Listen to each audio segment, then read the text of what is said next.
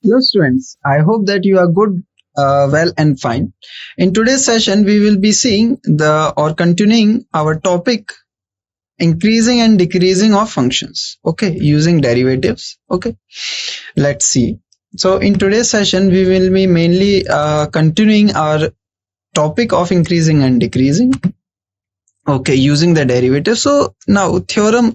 This theorem says that if f is continuous on closed interval a and b and differentiable on open interval a and b, okay, so this must be satisfied that on closed interval we must have continuous and open interval we must have what? We must have what can you say?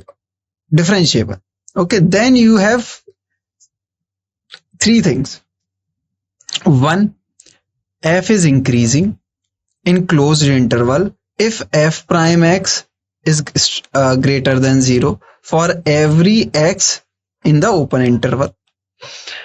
F is decreasing in closed interval a to b if f prime x is less than 0.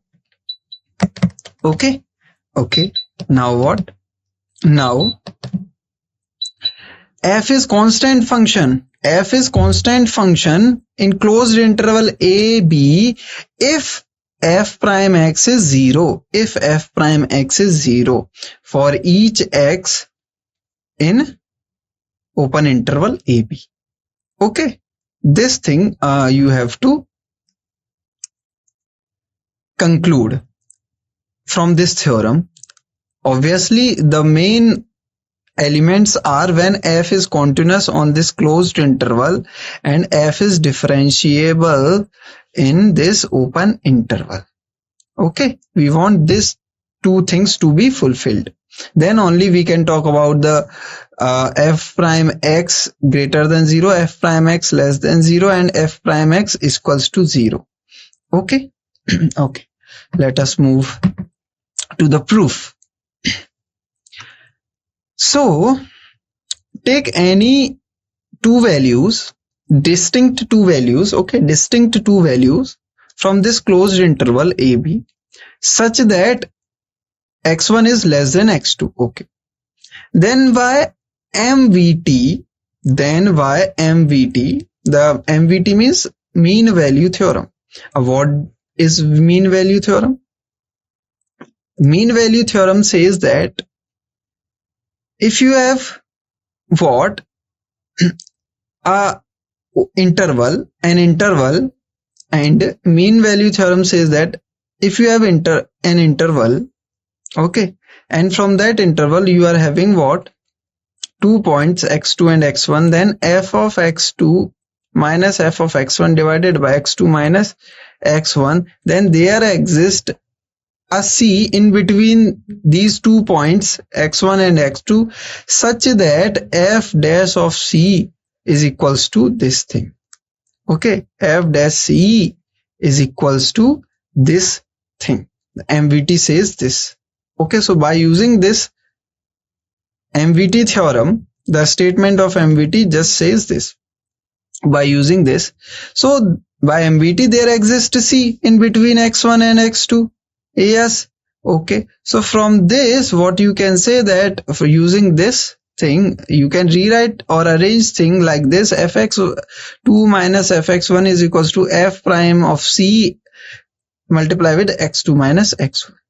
Now this is happening. Now if this is positive, say, suppose this is what? Positive. Okay, this is positive. Okay, when can you say this is positive? As this is positive. Yes, why we are not talking about this? Because it is already given that x2 is greater than x1, so this means their difference, this means x2 minus x1 is already positive. So if this information is given to me, if this information is somehow given to me, then what will happen? Then my function will be in this form. This means increasing form. So I will have increasing only when this condition is given. And c is what? C is in between x1 and x2. C is in between x1 and x2. So that's why we talk about whenever you have x1 less than x2, this will imply fx1 less than fx2. x1, x2 both belongs to the closed interval a comma b. Thus we can say that my f is increasing in this interval. Okay, and the proofs of part B and C both are on the same parallel lines. How can you do that? Quite simple. Okay, so the only line will change in decreasing part will be this. If this goes negative, if this is negative, then what will happen? Then the output will be negative, as because this is positive, so positive multiply negative will give you negative, so this will become negative. Yes, and this will give you your inequality in this direction, and this will give that fx1 is greater than fx2 when x1 is less than x2 for all. So this means this will be decreasing. So decreasing proof is in this way. I hope that it is clear.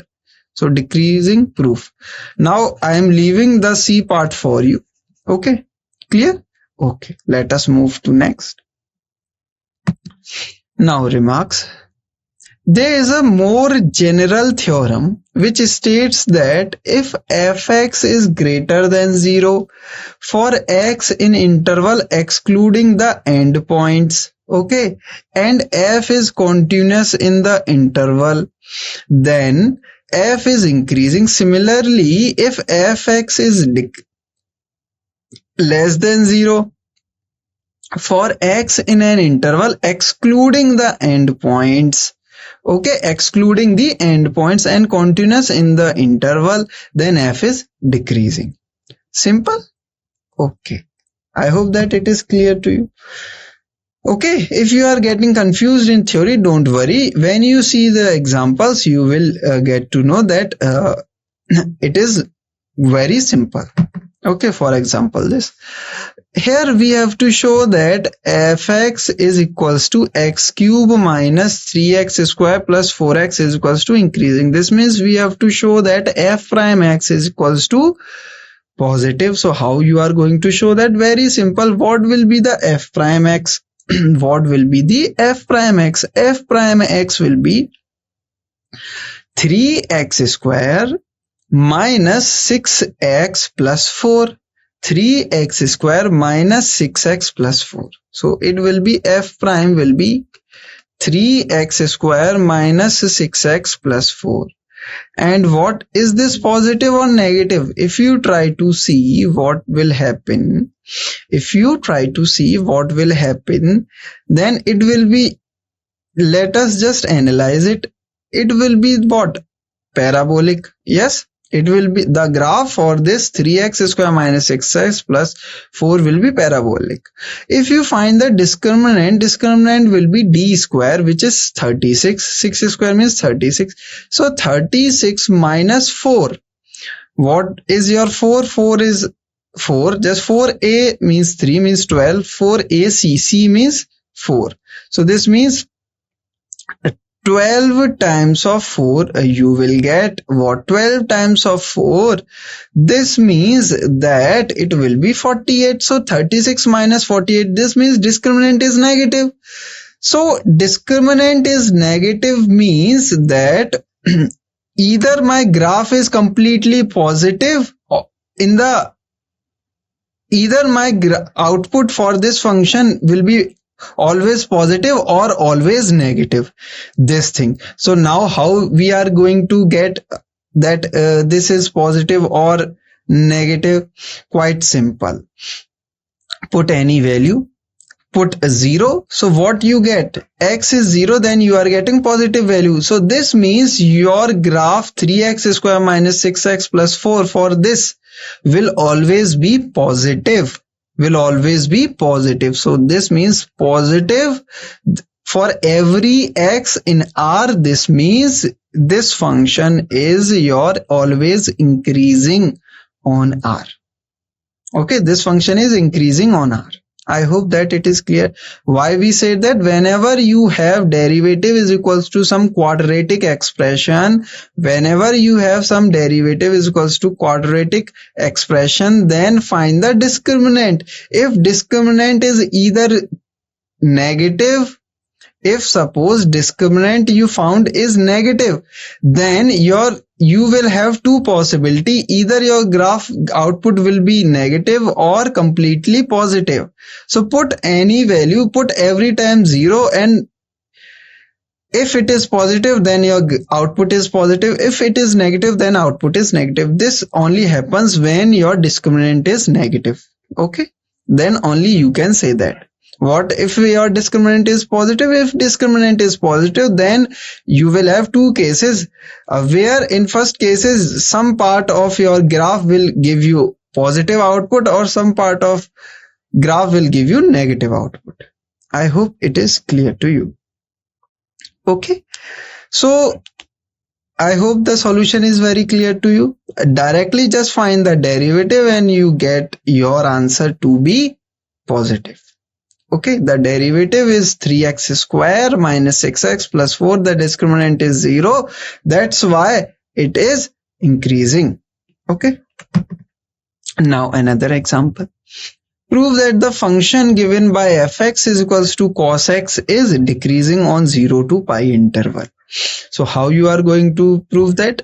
If you remember the trigonometry chapter from the class 11th, okay, the chapter 3 I think. Okay, if you recall the graph, you can easily see from 0 to pi the cos x graph is decreasing. Yes, the cos x graph is decreasing. Then what will happen? Nothing. So this is by just simple observation of graph, but we have to use the concept of derivative. So if you find the derivative, you know one thing. What thing? The derivative of cos x will be what? Minus sin x. Derivative of cos x will be what? Minus sin x. Okay, and minus sin x. Now sin x is always positive, or yes, sin x is always positive on 0 to pi interval. So this means what? Your 0 to pi sin x will be positive. This means minus sin x will give you negative. Okay, negative output. This means f prime x will be negative in 0 to pi open interval. This means this graph, the function cos x will be decreasing using concept of derivative. I hope it is clear to you. Okay, now increasing. This means increasing in pi to 2 pi interval. Okay, increasing in pi to 2 pi interval. This means what? This means that you have pi to 2 pi interval. Now find, you know, the prime f prime x is what? Minus sin x, and you know the sin x pi to 2 pi gives you decreasing values or negative values. So this means sin x in this interval is negative, and we already have negative sign. So this means negative multiply negative will give you positive. So this means f prime will be positive here.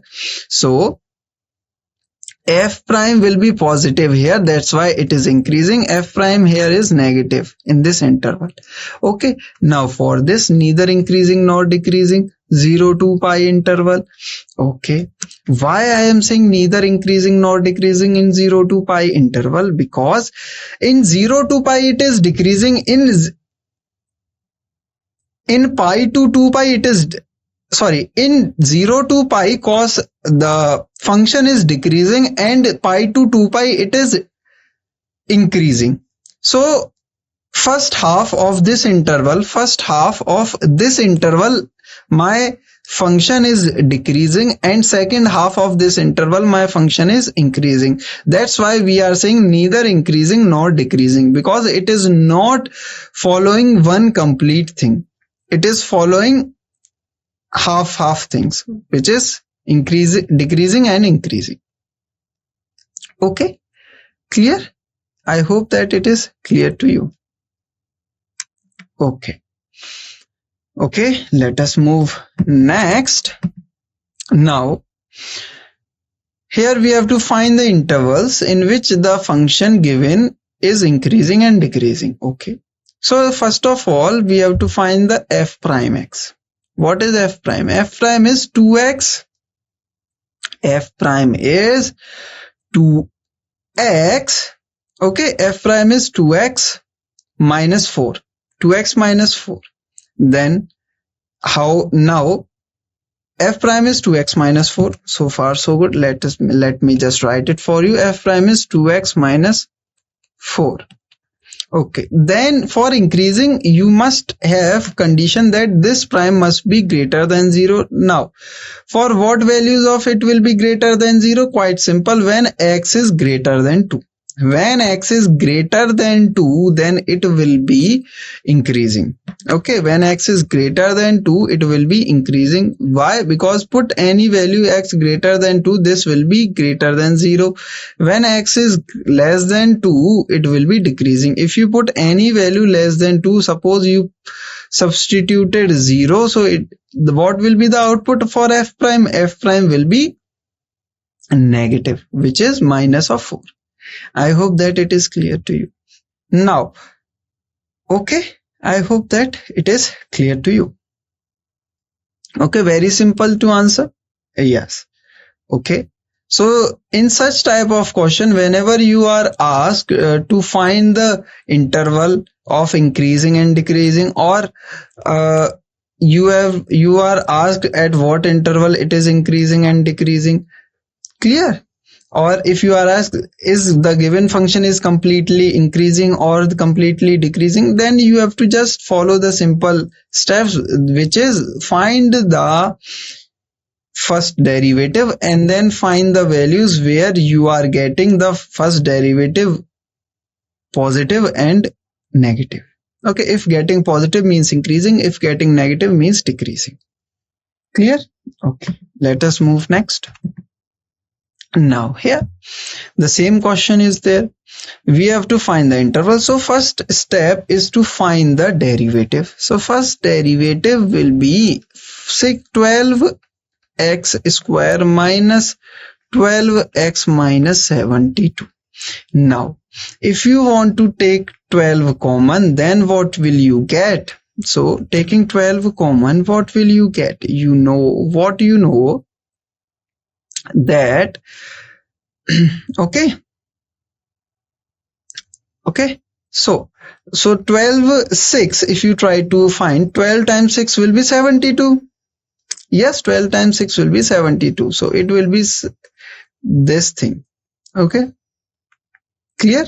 Okay, now observe one thing, that the when will be my f prime will be positive. So f prime is 12 multiplied with x square minus x minus 6. So the sign of the f prime will be depending on this expression x square minus x, this expression. Yes. Okay. So this means, first of all, let me find where this will be positive and where it will be negative. Okay, so I know what. Okay, so let me just factorize it if I can. So how can you factorize it? Quite simple. This will be what? I can break this into what? Can you simplify it? As I know, I can apply the quadratic formula. So for using quadratic formula, it will be 1 plus minus root b square, which is this, and minus 4ac means 24. This means 25. This means 5. This means 2. Okay, so two values you will get. One will be 3 and another will be minus of 2, as you can see. Yes, if you plus, you will have 6 by 2, and if you minus, you will have minus 4 by 2. This means minus 2. This means it will be x minus 3 and x plus 2. Now you can now directly see that if you consider x greater than 3, if you consider values x greater than 3, Okay, x greater than 3 means means what? X greater than 3 means this will be positive, this will be positive, then means whole term will be positive. Okay, so this means f prime is positive for x greater than 3. So far so good. Now what? Now if x is less than 2, if x is less than minus 2, if x is less than minus 2, so taking less than minus 2, this will be negative, this will be negative. Okay, if this is negative, then negative multiply negative will give you positive. Okay, pick any, say minus 3. If you want to put x less than minus 2, say pick minus 3. So this will be negative, this will be negative. The whole term, both the term will be negative, means positive. So this means I can say that when x is greater than 3, okay, then this will happen, or when x is less than 2, this will happen. Okay, okay. Now what about when x is greater than minus 2 but less than 3 in between this? Then what will happen? Then less than 3 will give me this output as negative, but this output as what? Positive. So this means the whole thing will be negative. So you will have the interval where your function is increasing. Increasing interval will be what? When you have x value 3 to infinity and minus 2 to infinity. And in between minus 2 to 3, you will have what? Your function decreasing. Okay, I hope that it is clear to you. Very simple thing is, very simple things we are doing. Okay, so every time you consider f prime x is equals to some quadratic, please try to find the, what can you say, please try to find the factored form. Okay, so from this you can directly say that your answer is this, which is increasing in 3 to infinity and minus 2 to minus infinity, and decreasing in what interval? Decreasing in minus 2 to 2 interval. Okay, clear? I hope that it is clear to you. Very simple thing we are doing. Okay, okay, okay. Let us move to next. So this means, I hope that it is clear, we just did nothing. So let me once again summarize this for you. So we first found out the prime, which means first order derivative. Then we found out the what? The factorized form of the quadratic expression in the first order derivative. And then we analyzes that where is this my whole output will be positive and will be negative.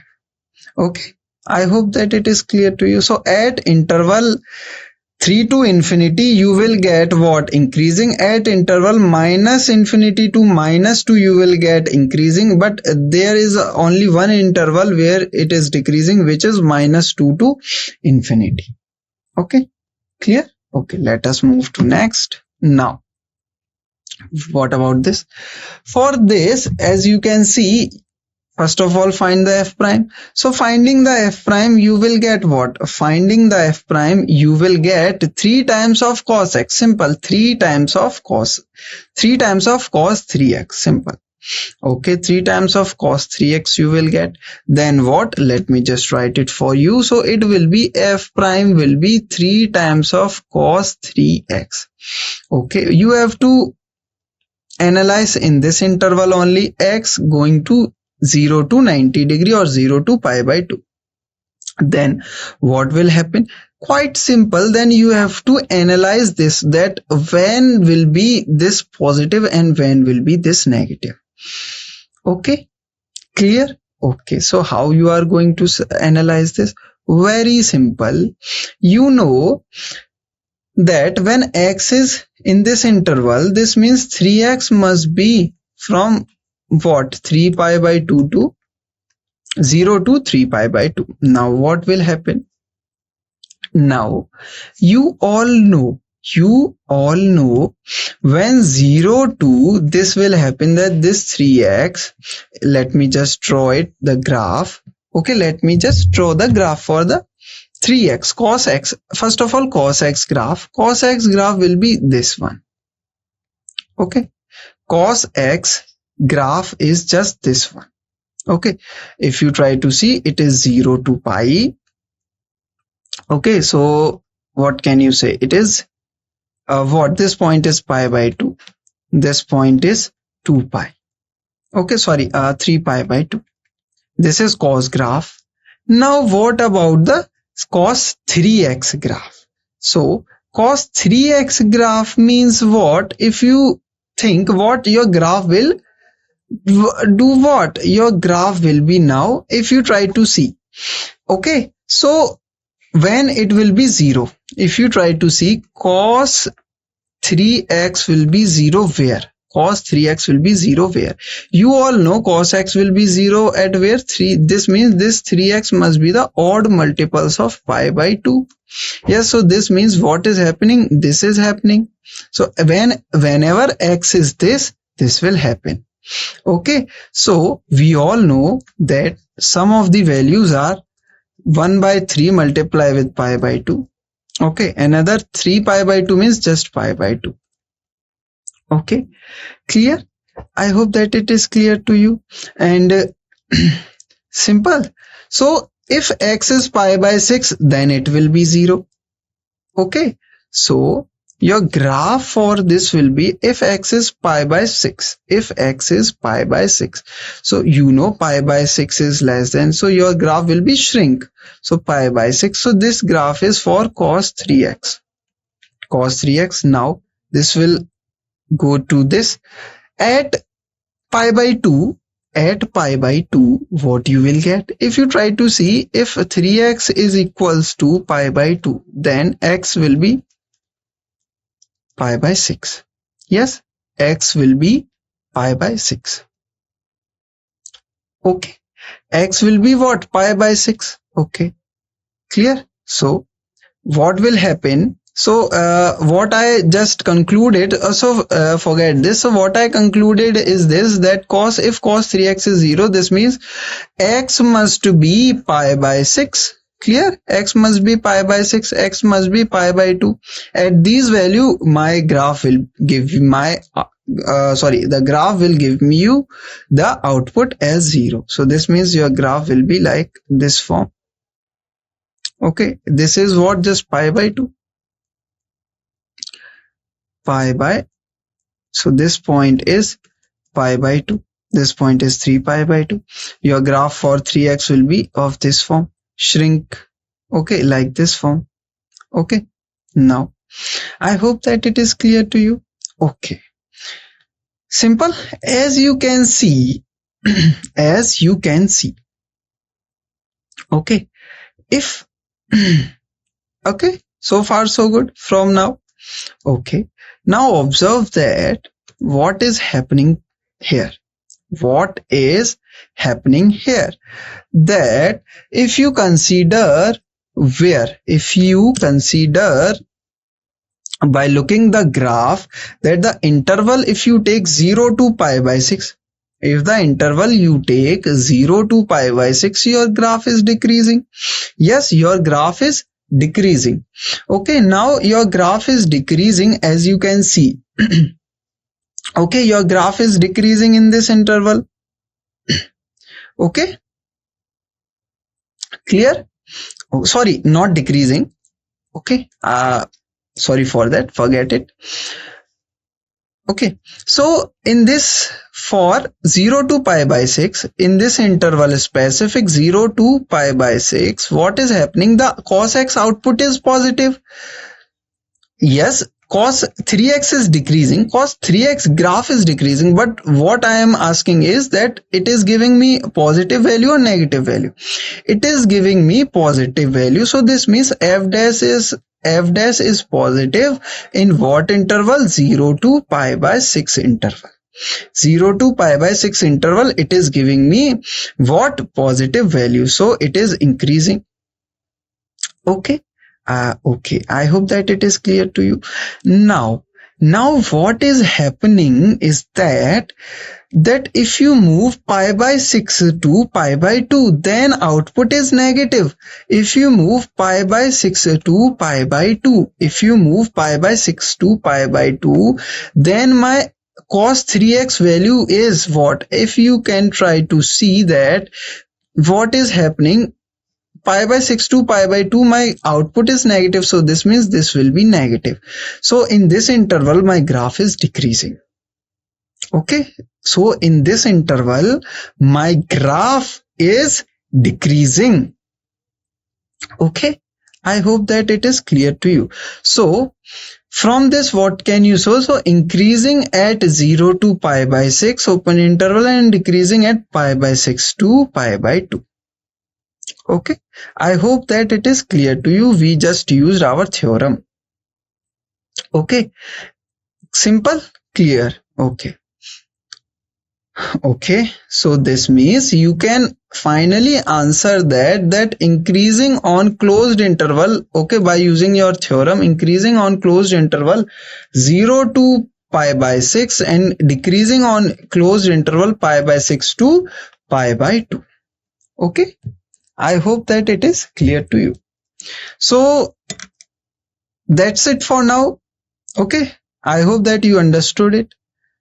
We use theorem, we use some basic trigonometric concepts. So I hope that you understood today's session explanation. So we will be ending up here. We will be back soon with the more theory part or with more examples from increasing and decreasing of functions. Okay, so thank you all.